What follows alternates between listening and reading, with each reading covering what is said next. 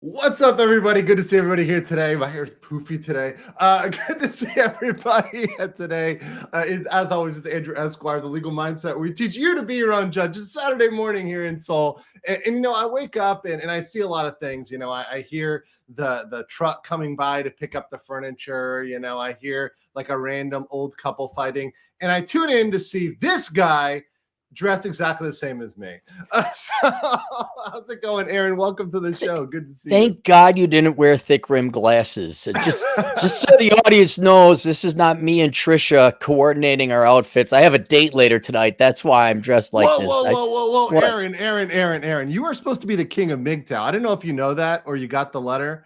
You see anything on there? You see how light it is? Doing what it wants there? Okay. I know, but people mistake that. That's the first thing they think. They think that because you're so mean and you're such a misogynist that you never associate with women at all whatsoever. The way the Virgin Towels took and ran with that philosophy to excuse any kind of performance and turn it into a He-Man woman haters club. Yeah, it's shocking, but no, I do like girls. I've been dating the same girl for quite some time. There's certainly some criticisms about women in general that can be made, but there are good women out there. And just because you're legitimately MGTOW does not mean you swear off of women. You simply reprioritize and pursue some other things. And shock, when you pursue other things and excel in those things, girls tend to be attracted to you. It's weird. It's weird how that works, right? It's weird how that works. But yeah, no, I think that like stands to be said. Like before we get into and I get into the stats on the women lawyers and all that stuff, is that there are some fantastic ladies out there. Some of them are in the chat. My chat is actually 50% women. How'd you get a female moderator? I logged in. I'm like, well, who's Danielle? Like, what? Well, how do I get that? What's going on here? Well, you know, if you just were a little taller, you know, I think once you pass like I think 6'3", 6'4", you start to get the female mods. I think, you know, those couple inches would help you, Aaron. I'm stuck with Atham, my Mexican friend. Then in the meantime, I guess I've got a Mexican. Don't worry, I've got a couple Mexicans. We always have some good, hardworking Mexicans. You need them. Yeah, you don't exist without them. Yeah. They'll do the work that nobody else wants to do. Like clipping my channel, my clipper. He is the hardest working guy out there. No, but seriously, it's good to have you, Aaron. You're one that like I've been trying to get in contact with for a while, because I've been a big fan of your books for a long time. I read all your books, and I know like we've talked to and you've talked to, you know, most of my friends. I'm good friends with Rollo, Sterling, and Justin. I appreciate you having the elderly on your shows. Yes, it's very nice of you to hang out with those people. Yes. Ancient Rollo, you know. I've had I've had Rich, if you want to talk about old, on my show. So I mean, I think Rollo's older than Rich. Is he? I think Rollo's older than Coop. Yeah. Oh, interesting. Well, people already dropping in here saying, "Look at Cappy is a good-looking man," and Cappy's girlfriend is named Tina, originally from Edina. Edina. It's a town in Minneapolis. It's a suburb where all the pretentious people live. Oh, nice. But no, literally. So I think most people here that tune in will know you. Oh, and I forgot to do a locals chat. So the thing is, YouTube censors so hard that I actually have to go into my private community and post the link, or people don't get the notification. So yeah, no, it's. Do you remember the days when the internet, like you'd look up what you wanted to look up and you'd find it right away? Right away. Yeah, I miss those days. Those days are long gone. Those days are so dead. You cannot do that at all. You actually have to go in and search the exact thing you want from the source you want in order to be able to find it. I can't even find, for example, today I was trying to find the Tiger Woods complaint, and I actually found the physical complaint, but all you find is the fluff articles and the opinion that comments on it. I'm like, fuck the opinion in the comments. I want the actual document so I can read the thing, because you know, I'm kind of a lawyer and can kind of interpret that, right? But you got to go 6 layers deep. So I ended up just going to the county website. My favorite is when our fine men and women who graduated with journalism degrees write for these no-name magazines on the internet. When I want to search, you know, how to replace strut in 2010 Pontiac, and they say car. A car is a 4-wheeled vehicle used to transport people around. I say, oh my God, just But come on, hey Cappy, isn't ChatGPT is going to replace us all, right? I hope it replaces all those journals, most certain. Not that anyone's reading them anyway, but yeah, no, I'm looking forward. There are a lot of dumb and lazy people out there, and that's a combination of two things: dumb and lazy that also an AI and automation can get rid of. So I don't know what they're going to do for a living. I think it's going to be, I think corporate is something like I was in a law firm at first, and law firms are the typical, pyramid scheme that they are. They're pretty much little mini corporates, Yeah. But then I went in-house. And when I was in-house, I truly saw those positions at corporate. I'm like, this could be replaced by a woodpecker hitting a button on a fucking keyboard, like much less an AI, right? Like an AI could absolutely replace the position. So I'm looking forward to when they finally wise up and there's another good excuse, like a pandemic or something else, another beer bug that rolls up around and they suddenly cut half their workforce and never replace them. That's only a matter of time in my mind. I don't know if you I'm no expert on the legal profession, but I remember certainly after the financial crisis, even before that, let's go before that. Before that, law degrees are already starting to become a little bit bubbly. Especially if you weren't in a tier one law firm. The financial crisis came in and just wiped them out.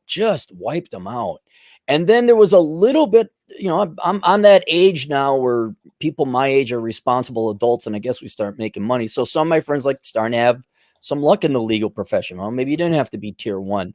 And now I think we're going to go right back to, you guys are all over. No, you ain't all going to become the Lincoln lawyer. No. Well, no. Well, hold on. Because you forget, Aaron, that right now the statistics, they're not wanting to be the Lincoln lawyer. You got to remember that right now, twice as many women as men apply to law school. So they don't want to be the Lincoln lawyer. They want to be legally blonde. This is the goal, right? This is the goal. They all want to be Elle Woods. And frankly, that's the inflation that I've really seen. Is I've seen not just the third tier schools, but the gender balance has completely flipped in law school. I graduated about 10 years ago now, but even then it was majority in terms of graduates. It was a slim majority. It's more like 55%, but I believe now it's closer. Even this article says twice as many. This is the UK though, so they're a little weird. But it's at least, I think, 75% in most schools at this point. Because mind you, you've got to get past. We've already got the bachelor's degrees, which are dominated, right? Right. And then you've got to get past that to another degree. So I think the only people willing to do that much pain and suffering anymore are really mostly women. What do you know anything about nominal numbers? Like, okay, so men have kind of dropped out and women have doubled. Have the overall applicants and number of law school graduates, has that gone up, gone down? I can look it up. I'm not sure whether that has gone up. Let's see. There were 63,000 in 2020 as compared to 54,000. Now it seems like it's going up. So the overall number, so women are not only replacing men, but more women are going in beyond the replacement rate of men.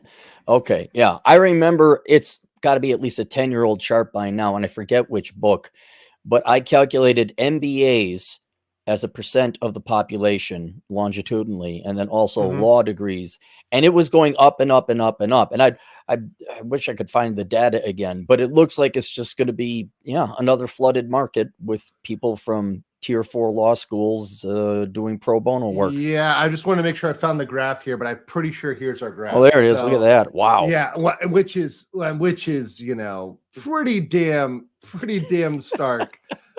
If you're looking at now, year to year, there's a little bit of fluctuation here. I think coronavirus threw a little bit of this, but these are the last 3 years, right? So you see 2019, 2020 are down here. So, yes, 2023, 2021, 2022 kind of flip-flop, but the general trend is in one direction.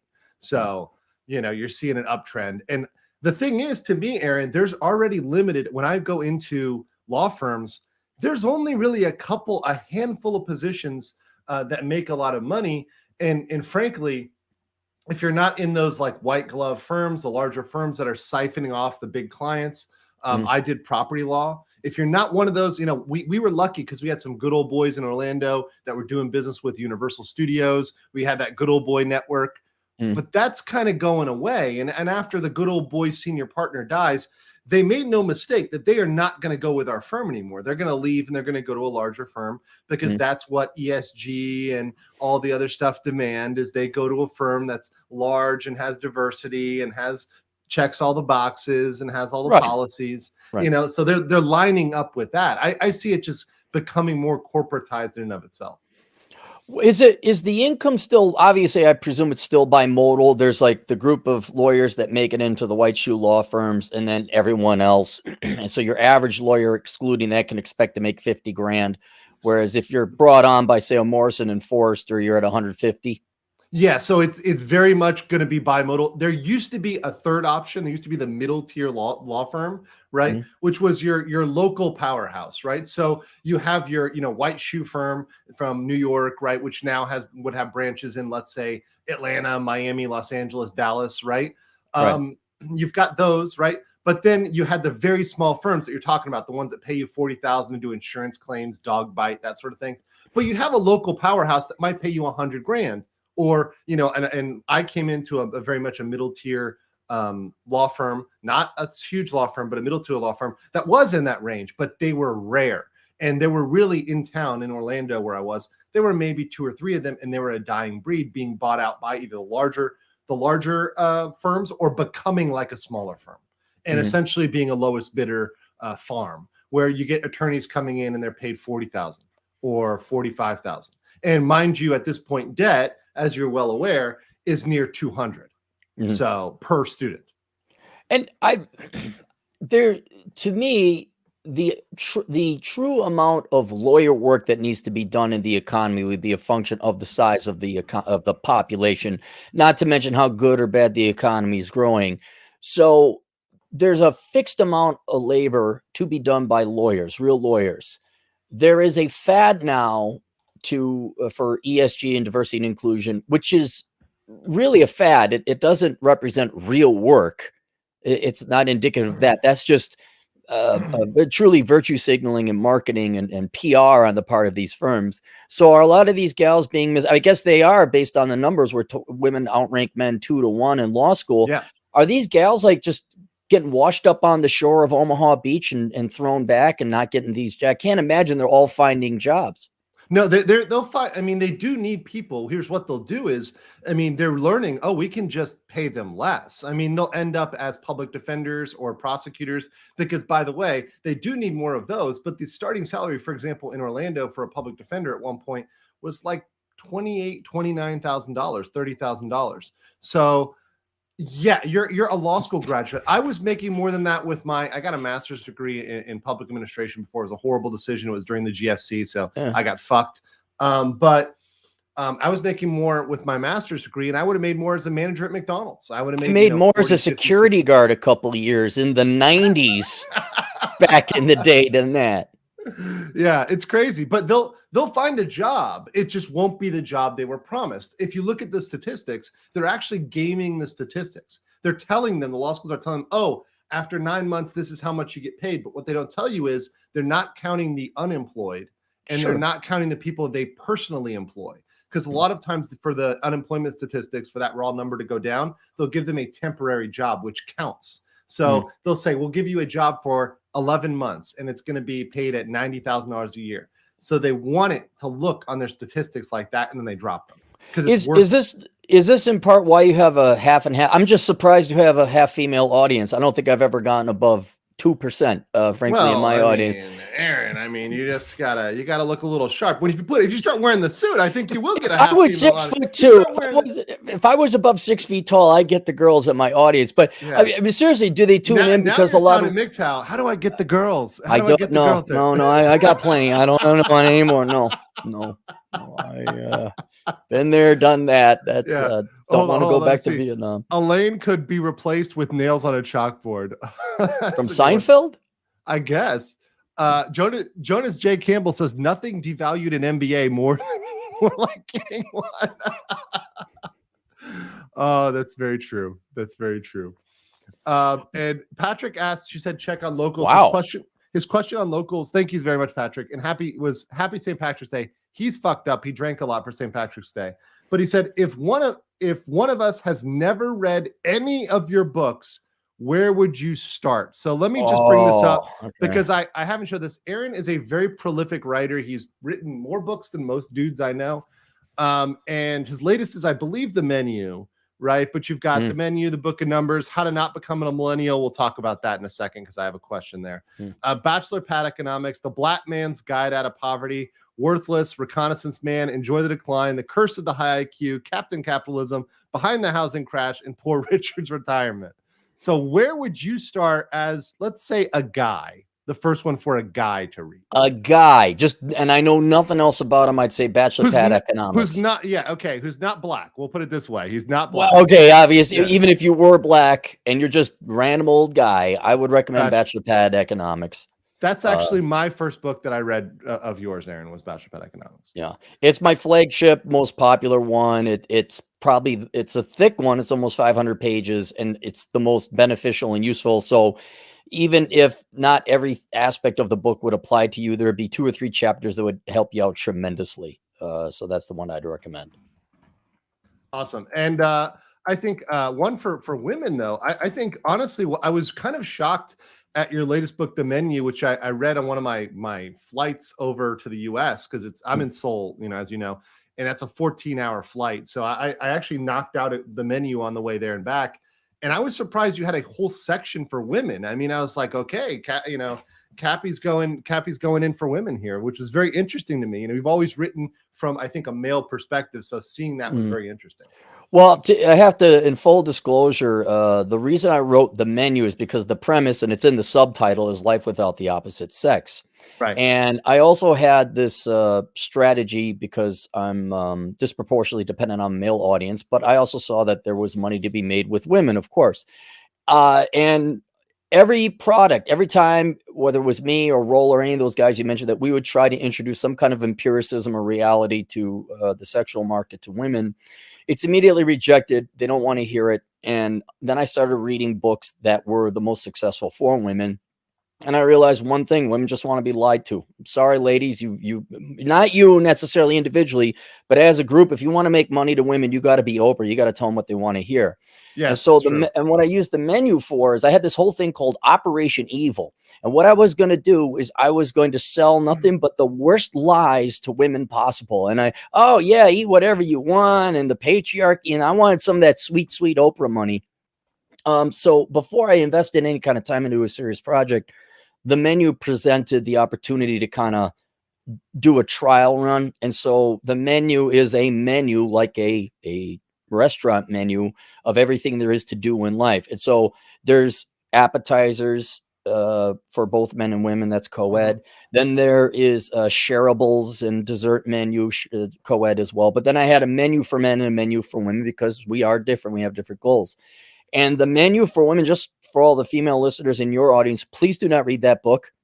The Menu, it's toxic. It's poison. It's great. No, but it's the actual advice for, I think, the boss bae, the corporate girl. I think the strong, empowered female associate would very well benefit from reading The Menu, because I think, look, it's bad advice in general because you put your life on a track. But for somebody whose life is on that track, I mean, you're telling them, look, this is what you got to look forward to, have fun with that, right? This is the reality, because the reality is, for a lot of people, their future is not going to look good. Look for those female attorneys. I mean, I see for them, the ones that are married, I see divorces in the future, right? I see a lot of cats, perhaps a dog or 3. And that's very, very realistic. And look, they just got to get used to that, get used to the fact that they're not going to find that thing that they were looking for. They're not going to end up with a senior partner, because that's a dying breed. That's somebody that's going away. And certainly they're not looking for them, right? Right. They're looking for in the law firm, the senior partner was always banging the paralegal or the secretary. It was true. I mean, I understand. So I'm laughing. They were not banging. I mean, they would have sex with them, but they were never going to be in a relationship with them or date them or marry them in a long term. They would definitely have sex with them, because some of those female attorneys fantastic. But the point is that they were always getting with the paralegal, or they were always getting with the secretary. So, well, then, so there is some authenticity because there's the rise of the she economy, and this is a very real reality that up and coming young women are going to face, where 45% of women are forecasted not to be married or have kids. And there's also nothing wrong. I mean, it's your life if you choose to have a life of a career in corporate and materialism and travel and consuming the I guess the hedonistic materialist pleasures of the world.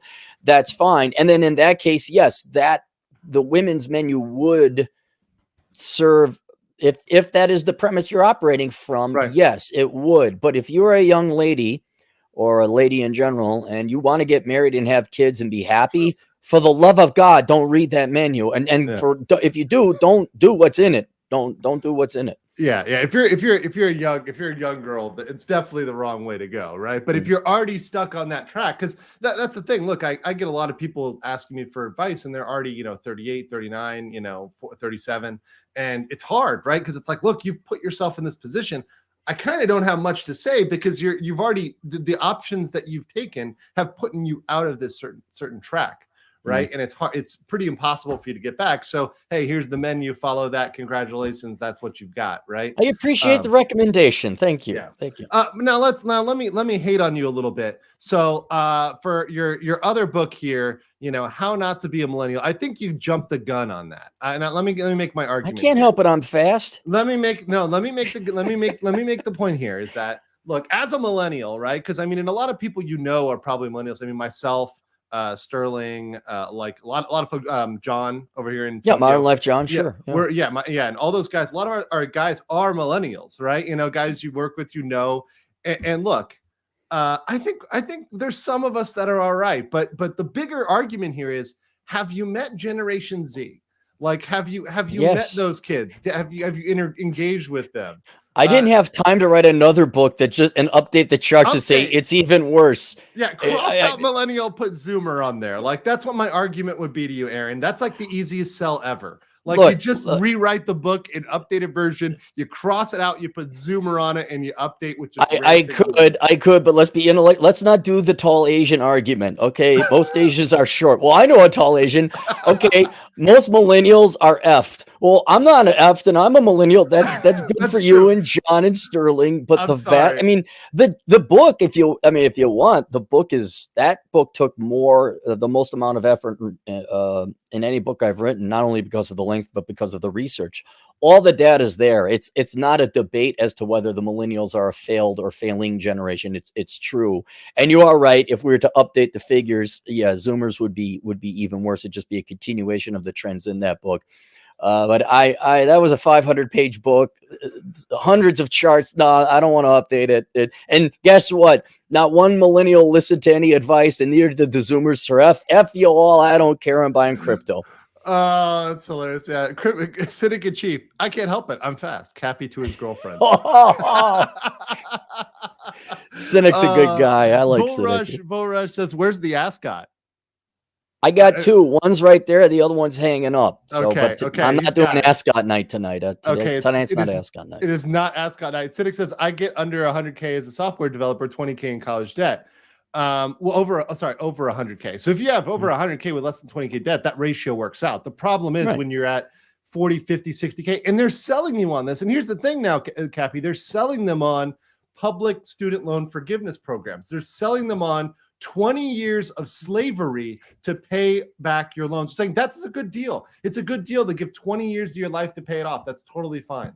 I am shocked where these people, male or female, it doesn't matter, where you have an advanced degree in this particular case law, y'all don't know how compound interest works. Like, I don't want a lawyer who's dumb enough to sign up. Oh, maybe there's a chance, rolling the dice on what's the average balance of a law school graduate now, 150, 200,000. I don't want that person being my lawyer. No, not at all. But unfortunately, lawyers do not go to law school because they can add well and do math. I'm just saying that's the typical line here. Speaking of math, Cynic said use Cappy's code 5'11". Yeah, 1 inch. No savings, but it's funny. James S says, Cappy, just knight Andrew as an honorary Gen X, and he. Oh, I should. I hereby anoint you an honorary Gen Xer. You are no longer a millennial. You have a job. You support yourself. I'm now employed. You're not whining for a bailout. You've had sex. You cannot be a millennial. You're not officially Gen X. You know what's funny though? You know what is funny though? I really do get along with the Gen X guys. A lot of guys I find here, expats in Asia, who I get along with really well, are the Gen X guys, because they kind of got the note, they got the memo, and they got out ahead, right? They're like, you know what? The guy who helped me with my visa down in Thailand, my good friend Ben, he's been out of the US for 15 years. And he's like, I saw this writing on the wall 10 years ago. Yeah. And I just pulled the rug and got out, and going over and talking to a lot of the old guys who've been here. I have a good friend in Busan who's been here forever. And they're like, look, we saw this, we saw this coming. We saw this happening. And I think Gen X kind of got it. The problem with Gen X, in my opinion, is their generation was very small in terms of the cohort size compared to the boomers, compared to the millennials. So they kind of just get skipped over. Like nobody even talks about Gen X. We like not being noticed. We like running and operating behind the shadows. That's fine. Y'all keep me. You guys make the mistakes. We'll just sit here quietly in our little cabal and make all the right choices. Yeah. Let's see. Nonstop Dre says Cappy is making Carlson School of Management proud. The Harvard of the Midwest. Cappy's next Operation Evil books: Think and Grow 6 feet. And Think and Grow Thin. So you actually escaped the banking world. So maybe we can talk about that a little bit. I know that you're not, we could talk a little bit about economics right now. I know that that's not necessarily like macroeconomics is not something that you like always. I can do it. I mean, it's just, Well, right now we're just hearing everybody scream recession, which is something that they've been screaming for a long time. For me, I kind of stay level because I say, look, regardless of which way we go, regardless of whether the short-term blip is up or down, it's a decline, right? It's like, where is the overall vector? The vector is down. Whether or not you get a temporary up and down bracket, we're having reduced costs of living. The cost of living goes up, right? The pay stays stable or effectively goes down because of real inflation, right? And then you're just having a lot of the jobs that are supporting the middle class or upper middle class either going to be taken over by a flood of people coming in, i.e. a lot of, more folks coming in the workforce, women coming in the workforce has reduced it. Chat GPT, AI will reduce it even further. Offshoring will reduce it. So all these factors pushing the wages to be either flat or down. And also the biggest thing is our entitlement programs that we've already committed to, and they're just a ticking time bomb for the United States and all Western countries. It really is no different in Canada or Western Europe. And you summarized it perfectly. Our general vector, or I would say, the first derivative of our rate of growth is turning negative. And one of my favorite charts I ever came up with is this idea of a rolling 20-year average of GDP growth. And between the 40s and the 60s, the U.S. averaged 4.5%. And the last time I calculated, we're at about half of that at 2.25%. Now, it's so hilarious to see the talking heads, these aging boomers who just like, oh my gosh, we posted a 1.5% real GDP growth rate. Like these sclerotic, I believe is the word, these really lame and pathetic growth numbers where it's like 2% and they're excited. Dude, I remember Ronald Reagan when I think he had one there that was 6%, another that was 11 or 12 in a quarter. The people today have no idea what a real economic boom is. Right. And so it's a malaise. It's a slow decline and decay. I wrote about one of my books called Enjoy the Decline. That's almost 10 years old, where it's the standards are going to be constantly and consistently lowered, where we're celebrating positive economic growth. Or how a perfect example, everyone's celebrating the low unemployment rate, but completely ignoring the labor force participation rate, which is the one that you really should be paying attention to. But yeah, you're absolutely right. And those guys, it wouldn't surprise me that they saw the writing on the wall long ago, because they're the ones who grew up with these people who are now in charge of the economy. Yeah. And so what do you think about the labor force participation rate? Why is that such an important thing to look at, and why are people not looking at that? Well, let's clarify for the audience what it is, so we know what we're talking about. So yeah, that's great. So the unemployment rate, it's important, but it ultimately it's not that important. The unemployment rate is the percentage of people who are looking for work that can't find work, right? And that first postulate is you must be looking for work. And that is how we define the labor force. Is you're not part of the labor force just because you're here in 25. You have to be looking for work and want to work. The labor force, so the unemployment rate measures only those who want to work but can't find a job. The labor force participation rate is the percent of the able-bodied population that is looking for work. And I'd have to look at it again, but I think back in the day for men, it was in the 90s, in the 50s and 60s. Now I believe it's in the upper 60s. You lost a third of your labor force. 62. 62. All right, it's even lower then. So that's and then women, because back in the day they would stay at home and raise children. If you can imagine, such a crazy idea. I know, it's insane. Right? Yeah, I mean, oh my God. So they entered the labor force, and you see it very prominently in the 70s and 80s. But I don't think they've ever gone much above 60%. And now actually that's kind of come down as well, as their law degrees don't find them jobs. But it's you're starting to see now, a lot of that is because technology has advanced and we don't need to work as much to maintain a standard of living. So that's a good thing, and that's what you'd like to see. But people by the way, I looked up the rates, the comparative rates, Cappy, and it's 57.2% for women and 68% for men in 2023. Right. Okay. So in any case, that is a concerning measure, because if you don't have enough, just over half of women work, get the F out of here. No. When are you going to be equal? What's this? No. You come in here and work now. We're all working. And men should be pretty much ashamed as well. It's like, all right, you don't want to be like your old grandfather in World War II working and slaving at the factory all the time. But 2/3 of the men, a third of you, and they always complain about the 7 million men in the younger part of the labor force participation rate who are missing. And you don't need a study. You don't need a poll. Just go to Walmart. You're all fat, lazy, disgusting slobs that don't want to work, and you're on some form of government assistance. And so, or you're enabled by your parents. So that's why, and that is, you want to see the labor force participation rate at least maintain a certain high percentage, because that's who does all the work and produces all the stuff that we need to survive. Right. And like, if you're not getting the stuff you need, then like that's what happened during the pandemic. To my that was supply chain issues. But let me give you one that's more modern, especially for you millennials, since you all have such fragile feelings. All these young people complaining about, I'm Gen X now, Captain. I'm sorry, right? Your former colleagues, all the young people in general, millennials who were not even Gen X, who are complaining about the price of housing. Well, if y'all weren't majoring in journalism and political science, instead became tradesmen and carpenters, then maybe there'd be some housing.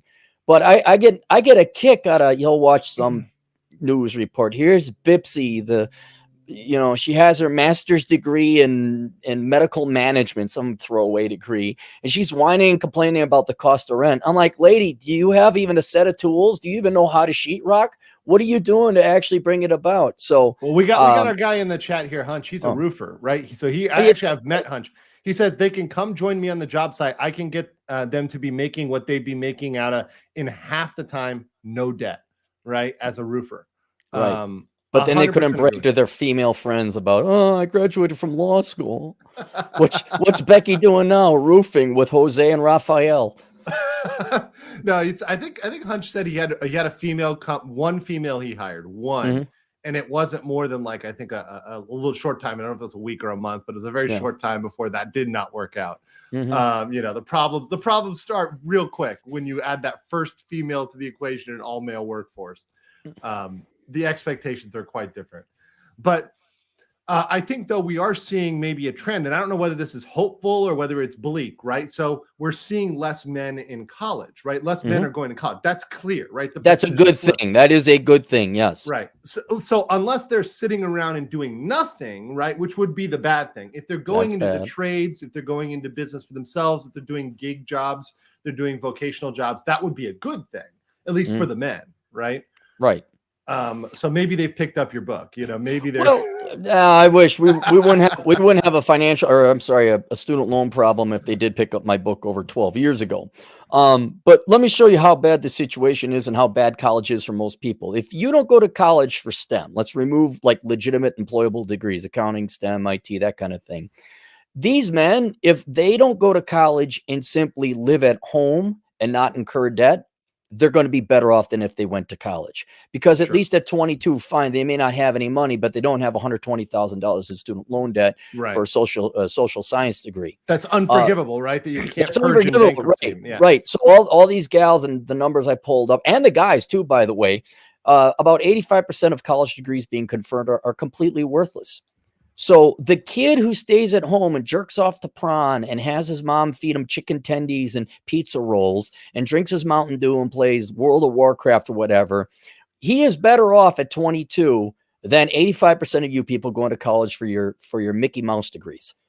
So it's now, ideally you would go to trade school. You would go and maybe, I don't know if you know him, Seth Himes. He's over in Thailand. I think you guys would enjoy each other. Yeah. I'll try to meet with them when I'm in Bangkok. I have a residency there. I got to talk to you, and that's the next step in my wonderful world. I will help you. I will help you out. Thank you. But he runs a website called indemandcareers.com where he trains high school and college age kids to do digital marketing. So if you do something like that, or just become a truck driver, that would be ideal. For a fraction of the amount of time and effort you put into getting a 4-year college degree, let alone a law degree, you're already making good money, a living wage. And that's one of the few bright spots in this economy that we have now, is people are so lazy that you can support yourself working as a bartender, and with a little training, start pushing 6 figures. Oh yeah, no, absolutely. Especially if you're able to save, you're able to actually save, right? I think that's something that it really changes the game when you're like, wait a second, I'm putting away this money. I have this, stocked up, and people say they can't do it. But I say, what, like, give me your budget, give me, like, actually put it on paper, and we'll find places we can start saving money. I guarantee you. And I think most people just haven't done that, simply have not done that. They haven't put their expenses down on paper. They just see ones and zeros in the bank account. Yeah, they don't. No, they don't look at their balance sheet or their credit card statement. Absolutely not. Are you a guy who talks like? Are you a guy who? Because I don't remember this in your book specifically. But how do you feel about keeping like the cash versus liquid versus more like tangible assets like gold? Like what? I mean, once again, hashtag not financial advice. Right. But I do see, for example, even though their economy is wrecked and it's horrible. I do see whenever I pop over to Japan and I tend to be using cash, I just see the instinct there of, okay, I'm physically departing with something. I have this sense of loss when I hand over, this $1,000 bill, because 1,000 yen is like 10 bucks. Yeah, 10 bucks. Right. Yeah. So it's like, okay, I hand over this, I'm feeling a sense of loss. Whereas over here in Seoul, everything is digital in Korea. Nobody uses cash, very rare. So if I ever, swipe a card, it's, 100,000 won, it's like $100. I don't even think about it. Right. Well, it's also inconvenient to use physical cash as a medium. And I have fiscal discipline, so I rarely use cash. I always use my card because I'm a minimalist. I don't really buy a lot of things except for gas and maybe food. But when it comes to holding a certain amount of cash, whether that's in your bank account and you don't touch it, or whether it's physical, I'm absolutely for it. And it's probably the first thing you should save up for, even before you start paying off your student loans. And the reason why is you need a micro FU fund. And what young people today are you'll find out when you graduate from high school, or from college. And maybe you, Andrew, maybe this happened to you, but when I started working in banking, there's scum. Everyone out there is scum. They lie about the job duties. They lie about the job descriptions. I've had legitimately mentally ill bosses. And if you don't have 3 to 6 months living expenses, you're stuck. You got to work in that environment. Right. Yeah. And it has a double whammy effect because, okay, you stick there for 6 months, slowly building up your micro FU fund.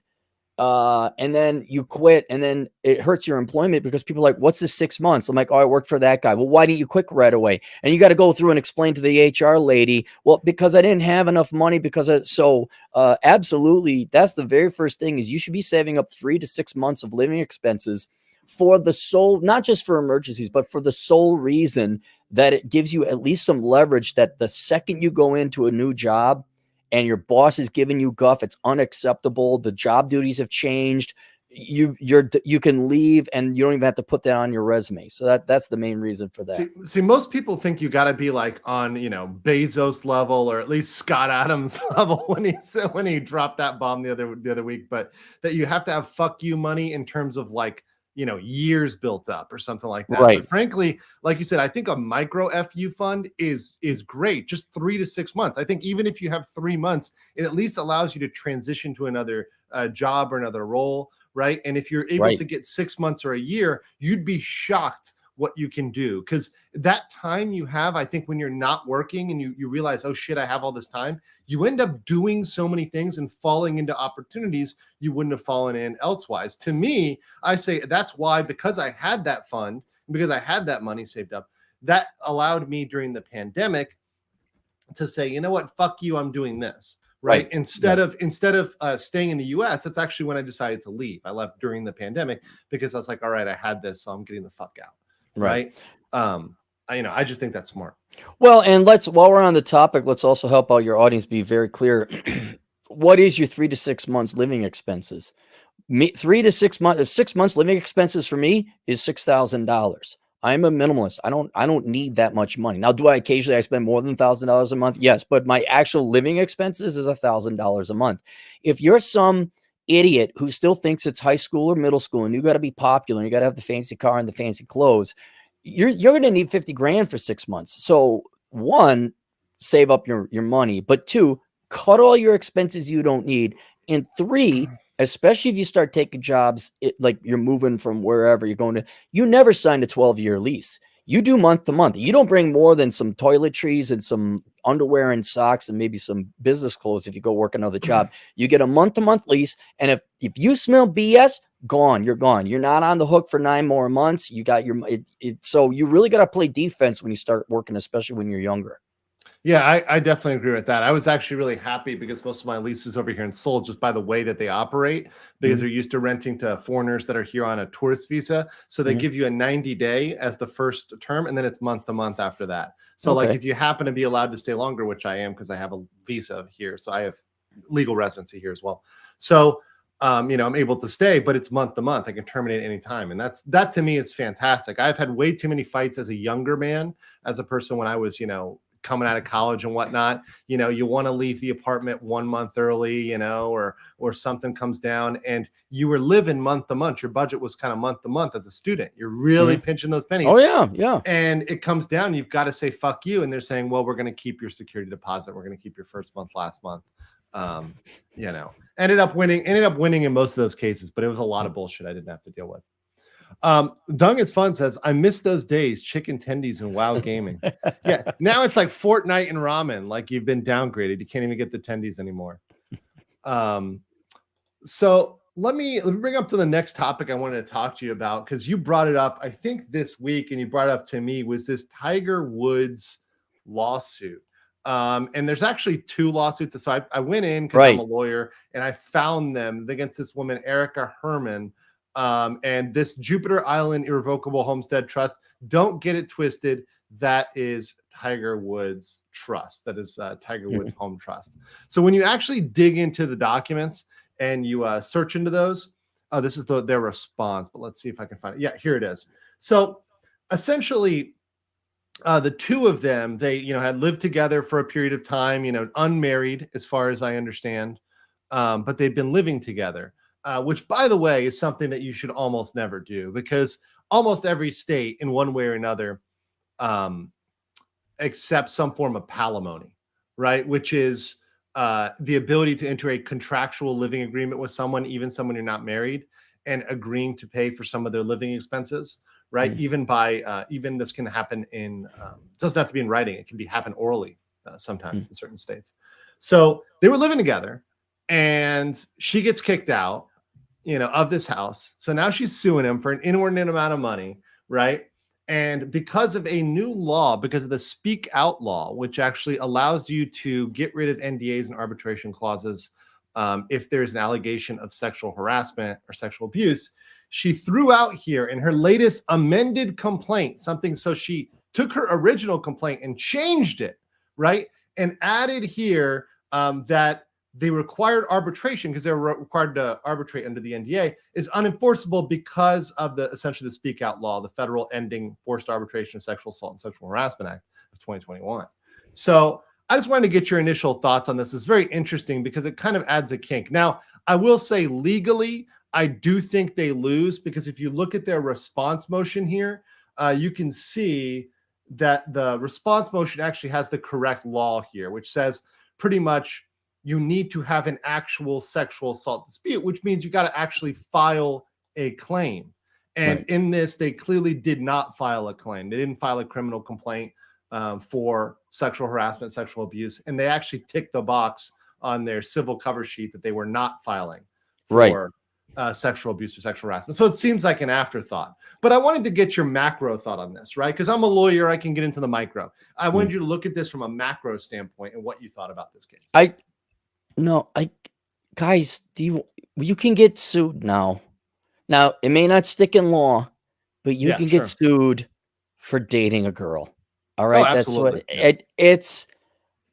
And my main take on this is just a headache, not worth it. And I would implore women in the West, in this particular case, the United States, to look at this and start policing your own, because this is not worth it. You want to know what sends, you all want wealthy, high income earning men. What do you think wealthy, high income earning men have been talking about for the past week and a half, 2 weeks? This is not acceptable. I'm not talking about legally or not. Just this sounds like such a headache. And do you want to be dragged into court? Now Tiger has to go get some lawyers. He has a trust. This is a trust. You know, he had an NDA. He had all these agreements. He's still being dragged to court. Like, there's no, I mean, here's the thing, Happy. Like, people think, oh, I can get a prenup. I can get these agreements. I can do you can't really get out. There's going to be a way out of those things. And particularly the problem is for the bad faith arguments. Because look, if someone has a good faith argument, there's always been a path to penetrate these things, right? If you're able to prove that sort of claim, for example, if you're able to prove that somebody was a criminal, a felon, a murderer, right? There's always going to be a way to make these things stick, right? The judges are going to say it's against public policy to enforce a felon's, agreement, right? The Bernie Madoffs of the world to enforce those sort of agreements, or the Epsteins, right? Those people are always going to be taken care of. But the problem is for regular, ordinary people is we have to deal with false claims. And they can just say, look, at the end of the day, all this shit I signed for you, all this stuff I agreed to doesn't really matter, because I can just say that you did a naughty thing to me, and that's going to become the known out. And I'm sorry, but every lawyer, especially these greasy moralist lawyers, which is why I'm the furthest thing from a lawyer I can be today, they're going to put it in the complaint. Because what lawyers do is they throw spaghetti at the wall and they see what sticks. And that's going to stick. They're going to see it's going to work. And they're just going to keep using it because it works. And that's the problem facing a lot of guys here today is the law doesn't mean anything. It doesn't preclude you or prevent you from getting sued. You can get sued for anything. And so now it's kind of incumbent upon us as a civilized society and a little bit of honor and integrity, where it's like, okay, this gal should know, assuming, Tiger didn't do anything and blah, blah, blah. She should know, like, okay, I should have enough shame to not bring a $30 million lawsuit against this guy. But they don't. And now it's just looking at, is this girl representative of all women? No, of course not. But rich guys now have, okay, the pot's gotten a little hotter now, and I'm the frog in this pot. Okay, there's added risk. This might set precedents now. And frankly, who wants to dick around with this? Like, honest to God. And it's not that, well, most girls aren't like that. Yeah, but one is. But she's not being stopped. It's just a law of numbers, right? Like, eventually you're going to get to that number. And I think in the US, it's made, look, and a lot of women and men are happy to not get married anymore, to say, hey, I don't want to get married. I just want to live with you. But, that is a problem too. And that's what I've been saying for a while is, look, if you're living with somebody, they're living with you full time in the United States, right? You're going to have you can have severe problems in multiple aspects of your life, from, being sued for palimony to, let's say red flag laws, which are laws that are used. I don't know if you know about red flag laws, but if your girlfriend says, hey, I don't feel safe around him, they can take all of your guns. Your 2A amendment right is completely stripped. and the judge has no, there's nothing requiring that judge to ever give you your guns back, ever. Right. There's no time limit on that. They Right. can take So you away now for the rest of your life. So now it has become an even riskier proposition to interact with women in a romantic capacity. That I think that's putting it down to the simplest part is one sex now who since time immemorial has been programmed to pursue the other sex, and we get together, we have children, and that's society. That simple, ages long relationship is just now a little bit more risky. And soon, and I've said this before, you can't make a shit test illegal to pass. If women are going to make it illegal or cost prohibitive or life destroying or financially destroying to interact with them on any romantic capacity, well, don't be surprised when guys are like, oh, I'm a passport bro, or nah, I'm not going to know you can't move in. And just because you're threatening their livelihood. And I don't know if you've ever seen Maslow's hierarchy of need. Livelihood comes before love and sex because you need to eat. It's the baseline, right? If your security is not there. And I think as a guy, we don't think about that because we kind of just go automatically to, even if we're zeroed out, even if we're like bums on the street, we're like, we'll figure it out. We'll make more money. We'll bounce back. But that's not how the or horny or blinded by it. Yeah. Like, oh, she's got big tits. That's why I came inside her. Like, okay, well, now you're in child custody court. So yeah. I mean, that is what it is. Unilink says, can we all donate our micro FU funds for the legal mindset mega FU money? Yeah, absolutely. Sure. My FU fund is doing all right. And frankly, I do want to say that, I have my new channel here, which is for those guys who do want to come to Asia. I just started this a little while ago, Go East, but I do plan on holding some events here. So that is one thing that's in the future. I will be putting together stuff here in Tokyo, Seoul, Bangkok, looking at a couple of other cities for folks who want to come out and check it out. So that will be happening. And the Legal Mindset FU Fund is definitely going to be helping some other folks out over here. Cynic in Chief says, Nick Rekieta got sued by a certified psycho. Yes, he did. But it wasn't a woman. It was a psycho. And I will say, look, the one thing is we give, people say, oh, you give women a lot of shit. But actually, the funny thing is these laws, Cappy, were enacted by men. They're acted by male politicians. They're enabled by their male allies. So to me, it was those guys' fault for enabling those things in the first place. Right. And let's also be clear. Men can invoke these laws as well. Like if they say, "Oh, I was sexually assaulted," and file, let's say you have you can do that. There's no reason. There's no reason why you can't, right? And in fact, we saw that happen with the guys at Black Rifle Coffee Company. They actually just had a lawsuit where one of them said that the CEO and one of the founders wanted to have male rear entry sexual relations with him in a private office. No stopping there. Right, but it's going to go both ways. It's going to skew one way because of the disproportionate sex drives, but it's just another what's the word I'm looking for? It just gives you less trust and faith in society, and now we can't have nice things. That's basically what it boils, and it's exhausting and tiring to see this happen. Yeah. Andrew, can you help me get Cappy on Rekieta stream with Drexel? It'll be a great stream. Well, I have Aaron now, and it's all about getting that first Twitter interaction because otherwise it goes in that other folder. So I can talk with Aaron about other collaborations in the future. Nick and I've tweeted directly with Nick. He's from Minnesota actually, but he was busy last time. But if you want to remind him I exist, that'd be great. I'll try to get it together because I think there could be some good collaborations there. Could that be definitely a good one? I do a bi-regular.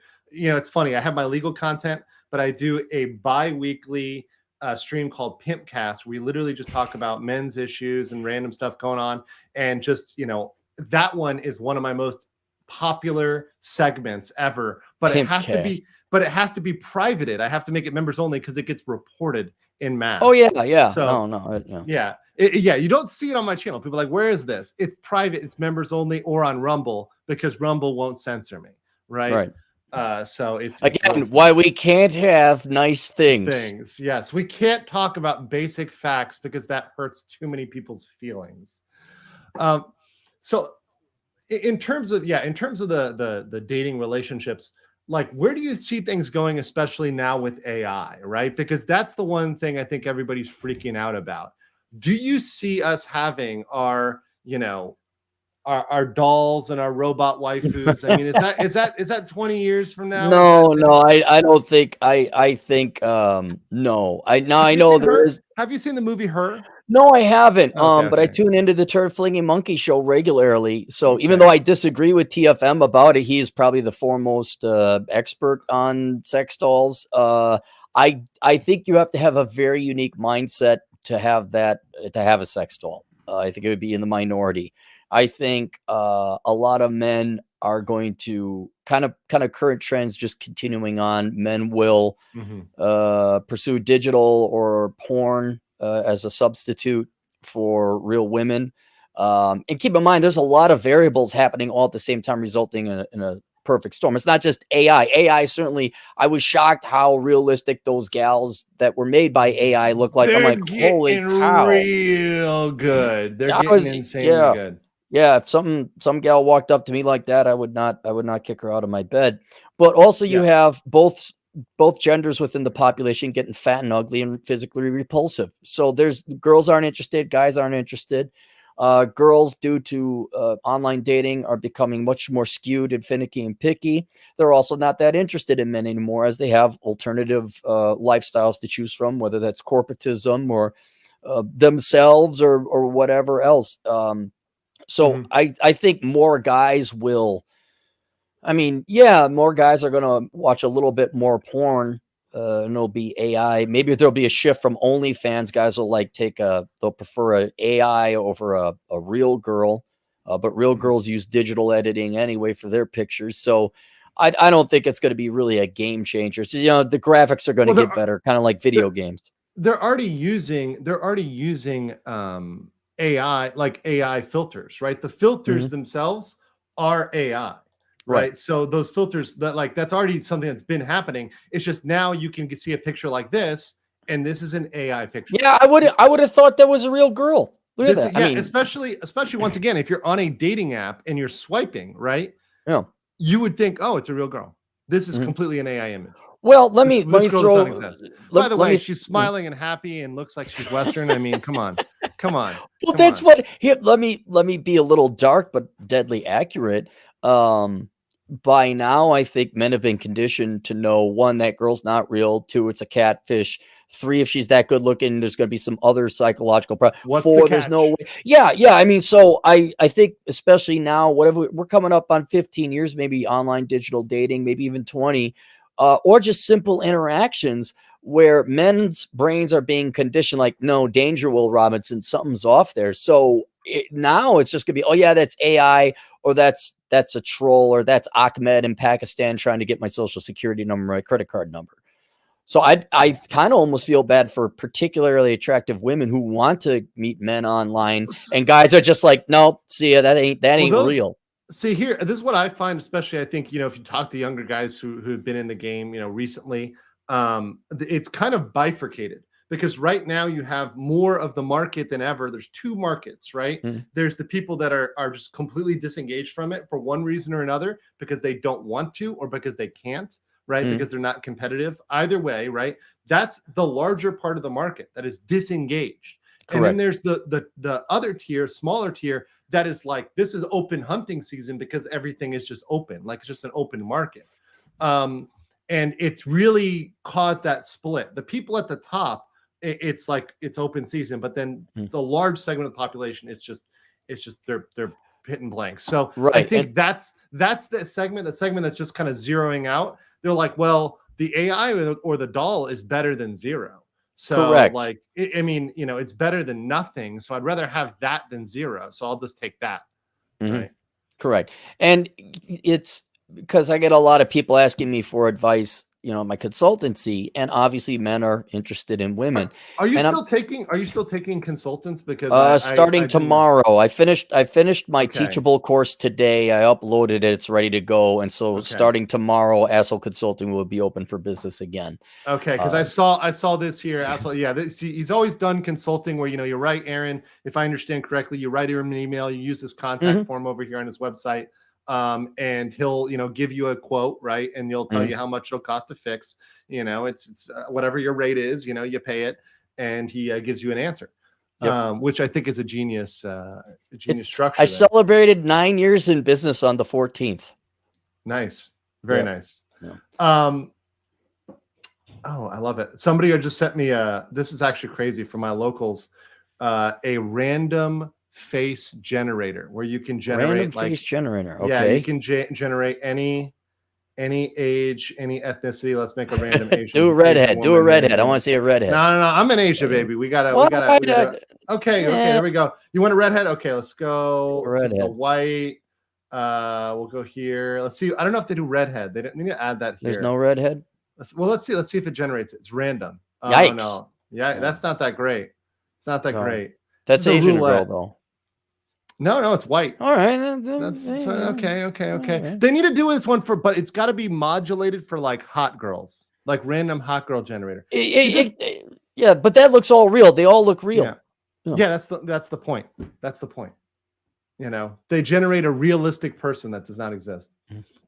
Simbi gave me $10 on locals and said, it really is, but I think a lot of the top guys have had enough too. It's not just AI. It's just, how do I want to chill on a weekend? No, I agree. And that's the problem at the top, is that eventually, look, I know this may sound crazy, but eventually you don't want to just have, random sex on it every day of the week. You're like, okay, what's my mission in life, right? Like my mission in life, if your mission in life is to get laid, that is a sad mission in life. It's a very sad, lonely mission in life, which will lead you very unfulfilled. I say, look, you have to have your mission. And once you're on that mission, you're accomplishing the mission, then you find somebody who's willing to join you on that mission, right? Who aligns with that mission. Well, and we both know Sterling Cooper, and I remember talking to him. He's got to get over here to Korea. He apparently has a bunch of friends over here in Korea. He's got friends all over. That guy's truly global. But I was talking to him, and I said, I bet you get sick and tired of work some days. And he's like, yeah, even sex gets tiring. He doesn't want to do it. And inevitably, yes, ladies, men do want to settle down. But for those of you younger guys or guys who are like, oh yeah, I want to get laid all the time. Like, okay, yeah, you could do that, but everything has a shelf life. Everything has a limit of novelty. And so it's not the end all be all. It's not going to answer everything, but most certainly even sex gets tiring as well. People were like, no, it can't be. No, not me. Give it a month, you'll be excited about it again. But I remember the days where it's like, no, I really just want to be alone. Just no, you can't come over. Yeah. Speaking of my Mexicans, thank you, Roberto F. It's been a while since you stopped by, man. For Andrew's Eastern Manifest Destiny, appreciate you. Roberto was one of the good folks that helped me get my channel started. Him and Tom. So between those two guys, they really helped me back in Miami. Get launched, and I do appreciate everything they helped me with. Dung is Fun says AI is going to replace Hollywood actors. I think Hollywood is fucked for other reasons. I think AI is just kind of something that's going to enhance it. But I think Hollywood is fucked because they're not producing anything that makes money or that you want to watch. I end up watching 80s, 90s movies, or even older. Because they're actually good. It's hard to find a good I've got to, maybe after the course or the show here, I'd love to hear your opinion on different Korean films to watch, because I've been going more Japanese, like the old school, because I don't need to watch American stuff anymore. It's just all garbage. It's very, it's funny, and I think that's where that's where a lot of foreign countries are winning, because they're producing good stuff. Even like, for example, Korean TV shows. They just had one Physical 100, which I'm like, this would never air in America, because they directly placed, it was a physical competition to judge the best physique, and they placed men against women in the same competition. I'm like, they would have given every advantage to the women. They would have exempted them. They would have done that. They couldn't even do it, because it would just be blatantly on its face not fair, right? Or weighted or whatever. But in the US, in Korea, when they showed it, there's a strength competition. And all of the men get together and like, well, we can't pick any of the women because they're weaker. And like the women even are like, yeah, it's true. We don't get picked because they're weaker, right? They like understand this. So they're strategizing. They're like, well, I'm friends with this guy, so let me leverage my social capital to get into this group. And I'm like, this is the reality, but they would never show this. And it would never air. It wouldn't happen at all. The other thing is the positive depiction of men. That's something that can happen still in Eastern media, whether I'm in Korea, Japan, Thailand, wherever else. I was just in Singapore. You don't see the negative depiction of men as often. Occasionally, you'll get the bumbling male character, but it's not every single movie, right? They're not always incompetent. I think I gotta imagine there's not fat people on the billboards either. So have you ever seen, let me put, oh gosh, Calvin Klein, there was an open... I don't need to see that one. No, I know, I seen it. I don't need to see it again. No. I'm gonna, because I want the audience that you can avert your eyes, Aaron, for a couple seconds here. But this ad, this is the version in New York, right? I speak my truth in my Calvins. This went up in the middle of Seoul. So I live in Gangnam, which is a very large area. That one went up? This went up in Seoul. It lasted 1 week and they took it down. Wow. They tried to make it happen. I'm kind of curious to even let a non-Korean model in. Aren't they kind of monolithic or not monolithic? Well, homogeneous. Homogeneous. Oh yeah, the society is very homogeneous. Very much. They actually, their word for foreigner makes no distinction. So they are equal opportunity, right? It doesn't matter whether you are Japanese or Chinese, or whether you're African or American or South American. They don't really give a shit. You're all foreigners. Yeah, foreigners. Foreign to their culture, right? Same with Japan, like gaijin, right? You're used to that term, right? Yeah. You're all gaijin. Everybody is a gaijin if you're not Japanese. It doesn't matter if you're closer ethnic relation or further ethnic relation. It really doesn't matter.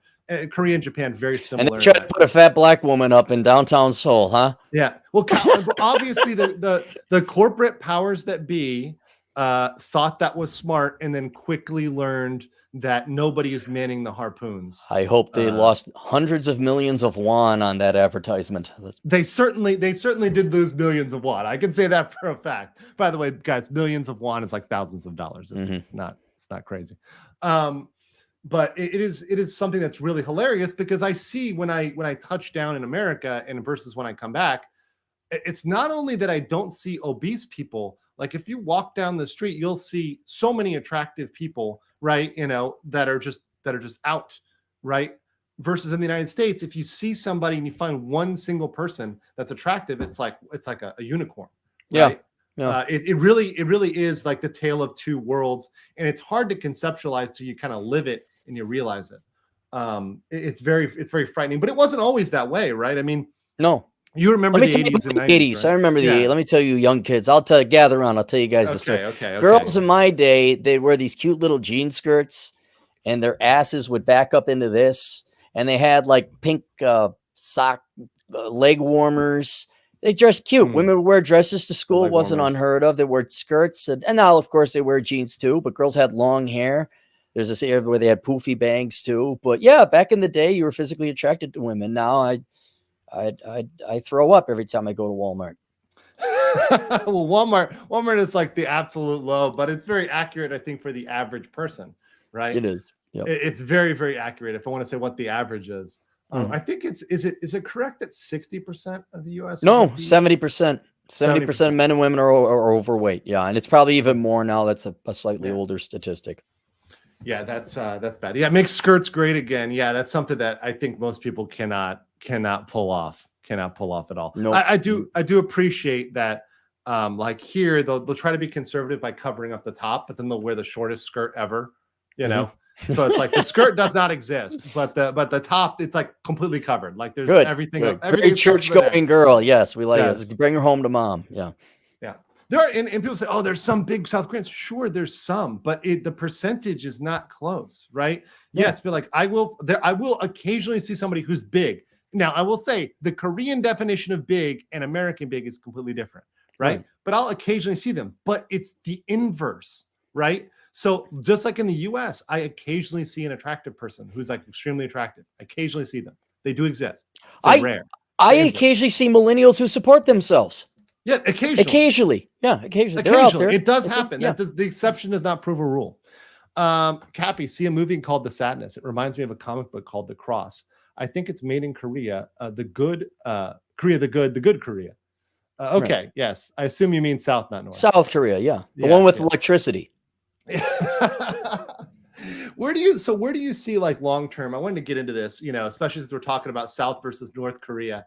Where do you see things kind of trending long term in terms of our proclivities? Because for me, my prediction is always, look, we've gone down the road in terms of long-term vector. We've gone down the road of the entitlements. We've gone down the road of welfare programs. And I think, frankly, going through the pandemic and getting those stimulus checks, I think that was the crack cocaine that people got the hit of. And they're like, I kind of just want just want some more stimmy, you know? So, I mean, do you see us going down that road, especially the West, going down that road towards the future? Or do you see there being a backlash and things correct? No, absolutely not. It's human nature to be lazy because that's what kept us alive, because calories were not plentiful. And so it is a survival instinct, hardwired. If you look at the percentage of people that get fat, it's even stronger than a sex drive. So it's a very powerful force, laziness. And so if you're going to make it so people don't have to work, they'll avoid work as long as you keep paying them. What is also going to extend this decline, at least in the United States, is that we have the world's reserve currency. I still don't know why. We still do. And so that is going to allow us to afford imports from Korea, China, other countries where the cost of labor and production is cheaper. So it'll keep on going. But I've predicted this long ago. We're going to slowly decay into Brazil. We're going to become a second world country. Well, and that's what I see a lot more. Because have you been to Brazil, Aaron? No, I haven't. But I mean, I used to be a sovereign analyst, and I watched their numbers. Yeah, I mean, Brazil is probably the best example of a two-tier system, right? You have the absolute poverty, right? Like the just degrading level, the favela level. Favelas, yes. And then the ultra rich that are flying around on helicopters. They're mega rich. I mean, they have no issues at all. And looking at their currency, I say, look, that's Brazil, Argentina. If you want to talk about psycho currencies and issues with inflation, overspending, look at Brazil and Argentina. Right. And beautiful countries, by the way, beautiful countries, beautiful women, but their economies are so fucking nuts that they're completely unreliable. Right. And that's what I see happening in the United States. And it's not even necessarily for cultural reasons. I think we've just been doped up on free money for so long and have had it so good for so long that you got 3 generations now who just plain don't know how to work and will never work. They never will until they face starvation. So there will always be enough to keep the food in. We have enough natural resources. As long as we don't go full Marxist, there's a productive class. People get their stimmy checks and play their video games and be satiated. So, but at the end of the day, you're going to have rolling blackouts or brownouts on the electrical grid. The streets aren't going to be paved. People are going to be ugly and disgusting. They're almost already there. Certainly in California, they are. Oh yeah, absolutely. I mean, California, that's the only state I'll identify as black in during transit, just in case.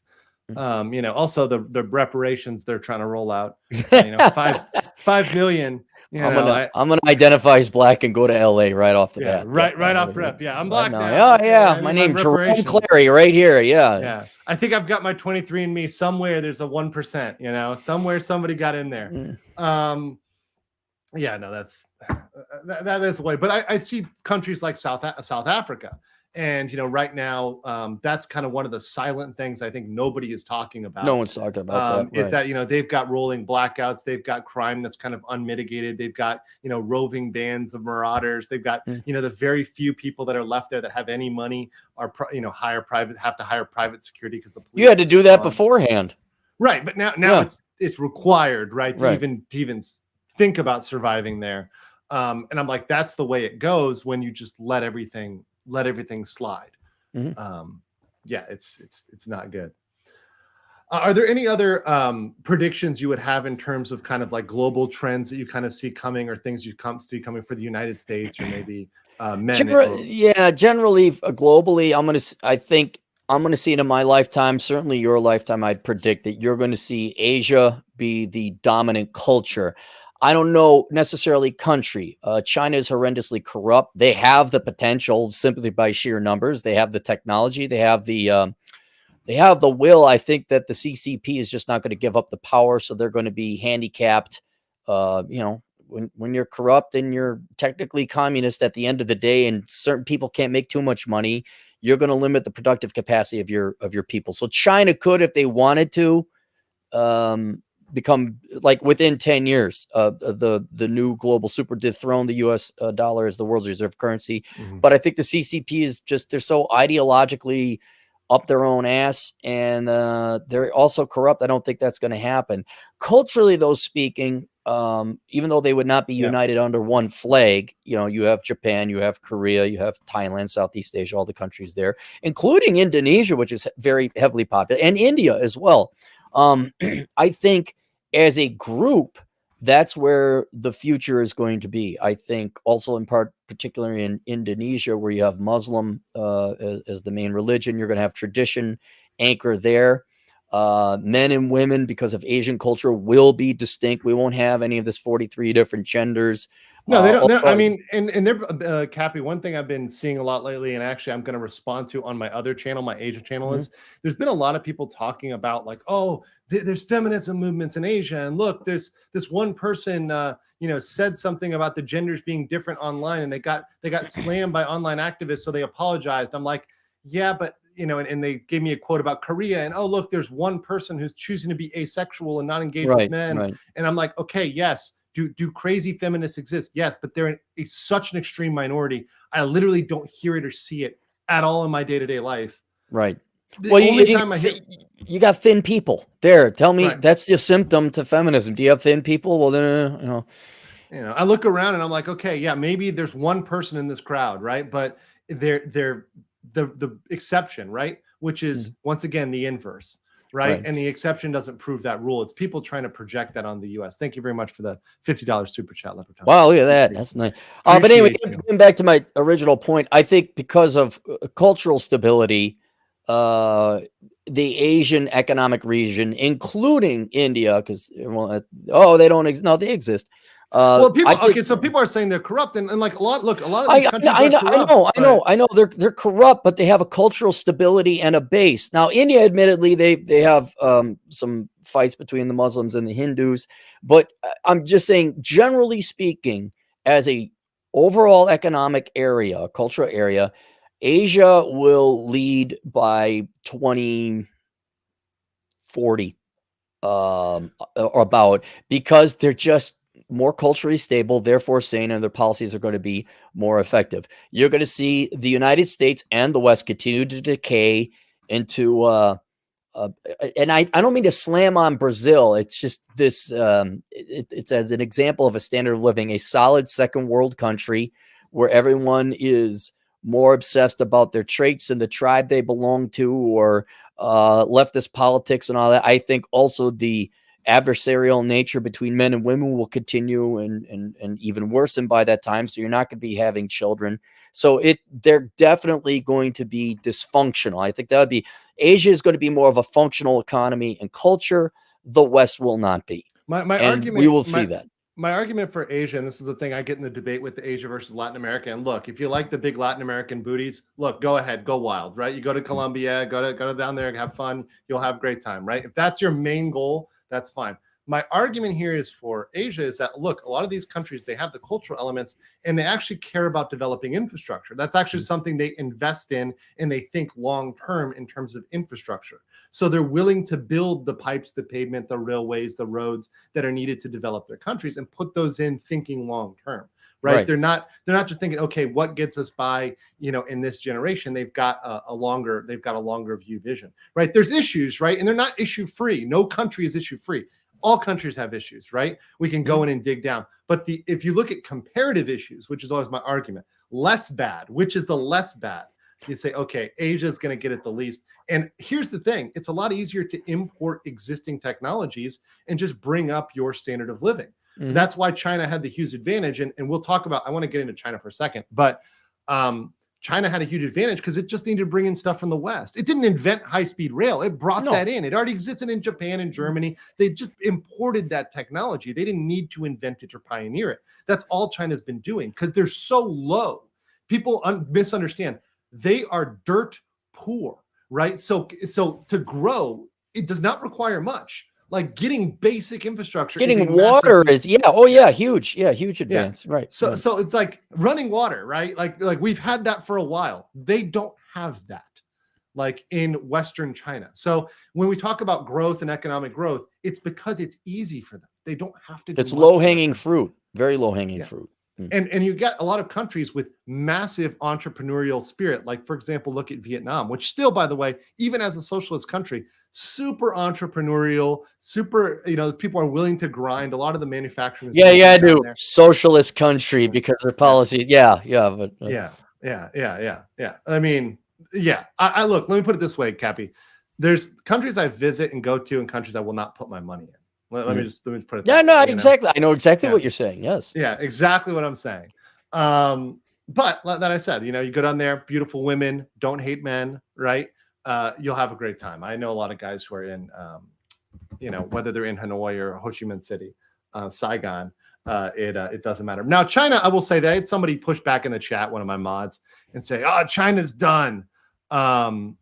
Yeah, because of the gender imbalance inversion, and they've got the real estate market issue. Yes, they do. They got corruption. Yes. So my whole thing is, I want to get your thoughts on this, because the up versus down. So they've got a lot of bad factors. They've got issues with debt, issues with, their economy.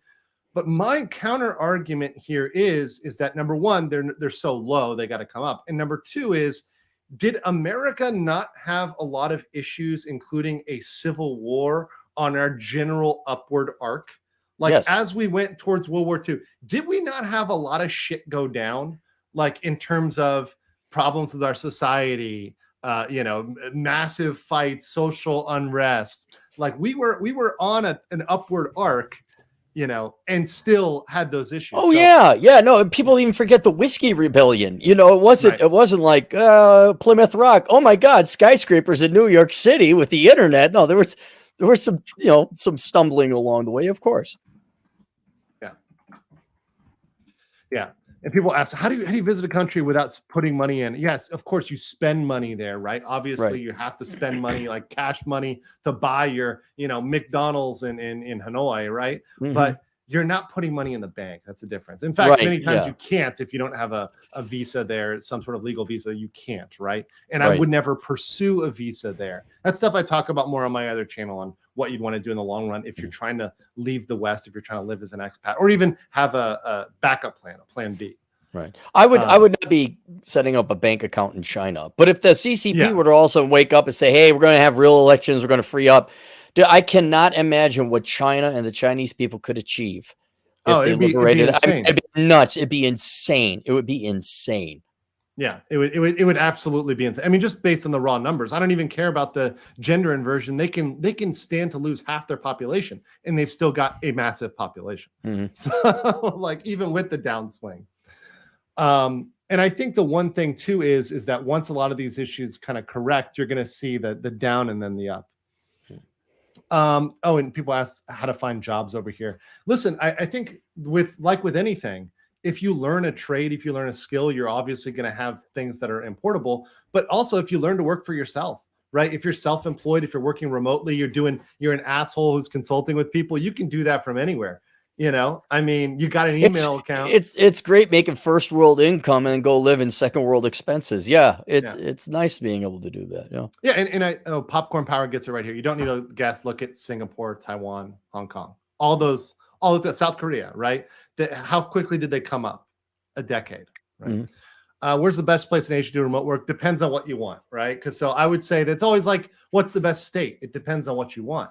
If you like the countryside, like Cappy, you're a big hiking guy, right? Yes, very. So cities are not a thing for you; they are for me.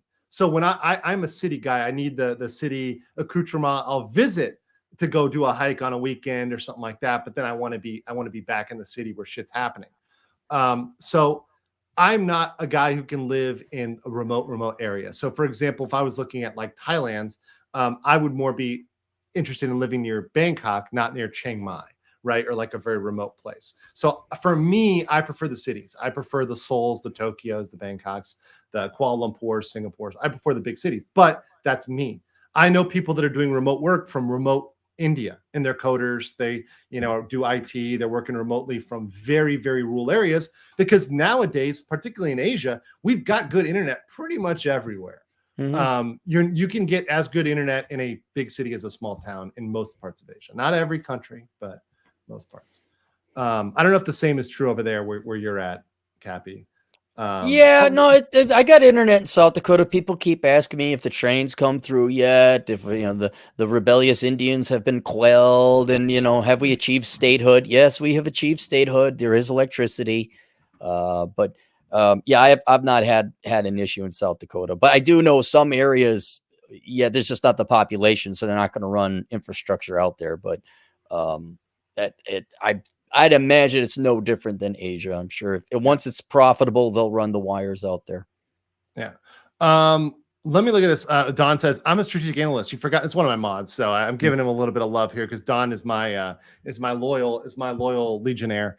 You forgot what happens when populations implode and collapse. Every social safety net, for instance, collapses. China's on black plague trajectory. No, that's literally what I factor for. Like I said, Don, the Civil War knocked out the most Americans, especially by percentage. By Right? percentage, easy. By percentage, yeah. easy, right? So talk about that. Like, did we collapse after the Civil War? No. In fact, we went into one of the largest expansionist periods in our entire history, right? Most of our colonies, right, were conquered during that time. So, like during the period between after the Civil War, before World War I. So ask yourself how that was able to happen when we lost that big of a percentage. I mean, a civil war could happen in China, and I think they'd still have an upward trajectory. That's my long term, right? Not talking about like 10-year, 20-year. I'm talking about 100-year. I might not even be around, right? I'll be dead, but you might. Yeah, you don't know. Yeah, that's why I said you might see it in your lifetime, and I might see it. But yeah, it will be. And by the way, just because it's going up doesn't mean I want to move there, right? And I'm not trying to sell that to anybody. I'm just being honest, right? Mm-hmm. And the thing is, look, people are going to lie to you. People are going to say one thing or another because they've got an agenda or something else. I have no agenda about that. I'm just trying to look at it how I see it and say, look, this is what I see. I see it's down here. There's a reason why they want to come to America. There's a reason why they're dying to get out. They'll die to come here to Korea, right, or to Japan, or to even to fat get to people. That's where they're fat people. Yeah. So anyways, yeah, it's good stuff. All right. So let me shill Aaron's channel because I haven't done that yet. If you guys haven't followed Aaron, he is actually beating me. This motherfucker is at 99K. He's almost at 100. So if you guys like his stuff, you guys go over here and drop a sub. Well, now let's I have to, in your defense, Andrew, I've had I've had a YouTube account for like 10 years now. I've only actively done it for I am very bad, but if you all kindly would subscribe to my channel so I can get over 100,000, which has been painfully get that plaque, and then I'm never gonna bother. Hey, subscribe to the channel. I don't care. I got my plastic trinket. Yeah. Angel, get him over 100. Yeah. Come on, give me over 100,000, guys. Yeah. But yeah, no, that's what I had for you guys today. Cappy, I didn't want to take too much of your time. For me, it's a Saturday, so I'm trying to enjoy my time. Definitely look forward to collaborating with you in the future. And if you hang out for a bit, we'll talk a little bit about Korean stuff. Well, thank you for having me on. I appreciate it. You having us old timers on, us Gen Xers. No, it's good because, like I said, you guys have a good perspective. I think the wise thing is to listen to people who know stuff, who've been around and who've seen shit, and learn from that. I mean, I think that's something that I think is lost on very young folks.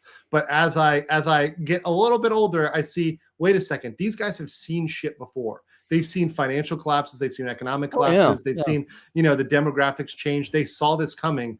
And to hear their perspective is to gain that wisdom and be able to use it and apply it. So that being said, guys, take care. Yeah, definitely we'll have Aaron back in the future. I just want to do a little intro here in this case. And USSJ for Bali says, simple, please show Nate and Pope's lawsuit. I have Ricada's lawsuit on my Twitter, so you can go there and check that out. In addition, you can also check out Nate's on his Twitter as well. I will bring those up on a future stream. I don't have them pulled up. I don't want to spend 10 minutes trying to pull it up right now. Yeah. Go support those guys in their lawsuits. They're both great guys. I both support them both. Take care, guys. Peace.